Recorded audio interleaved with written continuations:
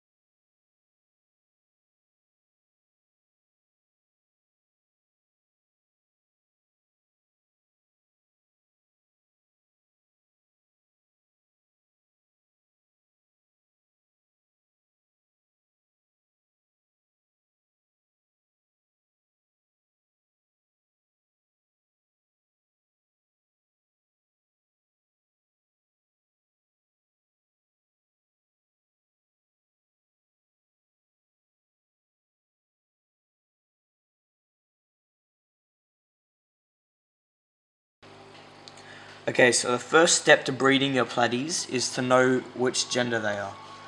So if you can look at these, the female will have a proper fin at the back.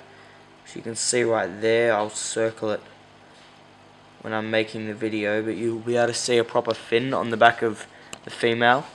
That's called an anal fin.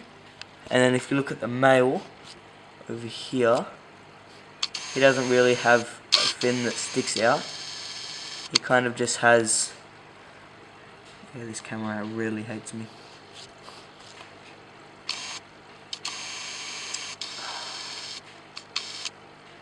There you go. He has just a little fin at the back, which will indicate if they're a male or a female. So big fin, they're a female. Small fin, they're a male. Now, if you have platies, if you have females and males, most of the time you'll have the females will be pregnant. They just breed a lot. You can see right now my female's pregnant. You can kind of tell by the bulge that her stomach has. Because if you look over at my male, he's a lot thinner than my female back here. So she is probably ready to give birth in about a month or so. That's another thing that I used to stuff up with when I just started like kind of breeding my platies. I would always put them in the breeding cage way too early, so they'd be in there for a couple weeks before the actual fry would come out. So I would say wait until it gets really big, like the bulge in her stomach, and then move her. That's really it for telling if they're pregnant or not. Pretty much the female will normally always be pregnant as long as you have males in there. Now, I just remembered something that I wanted to discuss, which I do wrong, and I admit to doing that wrong. Normally with platies, you want kind of like, I think it's 3 to 4 females per one male, because the male will kind of bully the female, because the female won't be able to mate until she's given birth again. So I don't think you'll be able to see her because she's in the reeds, but she has a little bit of nipping on the tail. So sometimes I'll have to separate them when the male starts to attack the female. But as long as you get the right amount, I can't put any more fish in here because I already have like 2 Congos, I got like 4 neons, and what are they called? These ones? I forgot what they're called. Oh yeah, cardinal tetras. And then I've also got, wherever they're hiding, oh yeah, there's one bristlenose catfish right there. And there should be, yeah, another one back there. I don't know if you can see him, but he's under that rock. Plus I have a little rainbow shark back there. You probably can't see him because of the low lighting, but he likes to chill back there. This is probably too many fish for this tank as is, but I haven't had any problems with filtration or fish dying or anything like that. So that's I think I'm going to get like a much bigger tank. I'll probably get either a 4-foot tank or a 6-foot tank, and I'll probably take a couple of the fish out of here and put it into that. So I reckon when my Congos get a lot bigger, I'll probably move them into my bigger tank, and I'll move my catfish and my rainbow shark, and then I'll be able to put a couple more platies in. And yeah, that should be good. Yeah, so that's what I needed to discuss about like the correct amount of males to females. Clearly forgot what I was talking about. Oh yeah. So I think that's all you need to know about telling if your platy is pregnant or not. So yeah, this one's, I feel like I'm just repeating myself. Now I'm probably going to just make fun of myself when I watch this, but yeah. Bro, I suck at filming. If you guys want me to make any more videos on my tank, or when I get my new tanks and setting those up and stuff like that, if you guys want me to make videos like that, make sure to drop a like. And I'm probably going to sound like every YouTuber ever, but if you liked this video, this isn't the end, but if you like it, subscribe. That would be wonderful. Leave a comment on what you want me to do. It's aquarium related. And yeah, thanks for that. Now once you know that your female platy is pregnant, you want to make sure that she's not super, like if she's super pregnant, you might not want to move her because it could damage her, because I had one of my platies die because I moved them in a little late and they were really pregnant. I'm pretty sure that was the reason they died, because they had been alive for, I don't know, maybe 7 or 8 months. They'd show no sign of infection. She was all good, but I moved her in. I think she might have just been a little too pregnant, and I think maybe the shock or something just killed her because she couldn't be moved with the babies or something like that. I'm not 100% sure, but see, I'll probably wait, considering how big my female's stomach is right now, I'll probably wait maybe a week or two before I move her in. But when I move her in, I'll just put this in, then I'll normally get like a little plastic bag or something. Should have one just lying around here. This is a bit small, but like a plastic bag like this, and then I'll just fill it up with some aquarium water, put her in there, acclimate her to the temperature of this, because it's not kept the same temperature as my main tank, because I can't control how much that heater heats. So it's just kept, I think, at about like 26 degrees. My main tank is kept at about 28. So I always just acclimate them anyway. Sorry if I sound a bit funny. It's like, I don't know, it's like 9 o'clock or something and I'm just getting a bit tired. So yeah, once you have all that set up, once she's acclimated, you want to make sure this goes in. I've got a lid back here. I don't think you really need it, but normally I'll put that on. I just kind of, I don't use it because it's easier just to feed your platy and just drop food in from above instead of needing to take this off every time. It just gets annoying. Sorry if I start talking and like moving things around and you can't see what I'm doing. It's just, I'm not, like when I'm moving things, I'm not looking at the camera, so I don't have a clue what's going on. So yeah, once the platy's in, once it's acclimated, you just kind of want to put it in here, and I suppose you just sort of wait. You still want to feed it every day. And then when the fry come, you just want to take that female out, put her back into the tank, and yeah. What I normally do is I'll kind of do a water change on the tank, just a little bit, and then I will kind of have the thing sort of tilted like this and fill it back up.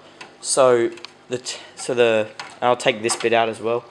So then the fryer will just kind of swim up and out of it. So then we've got the fryer will all just go into the main tank. You can take this out. Just when you take it out, make sure there's no fry still in here. Otherwise, that'll be pretty crap. So yeah, that's kind of what you need to do when your female is pregnant. Yeah, that's really it for the pregnancy bit. Now for the last bit is taking care of your fry.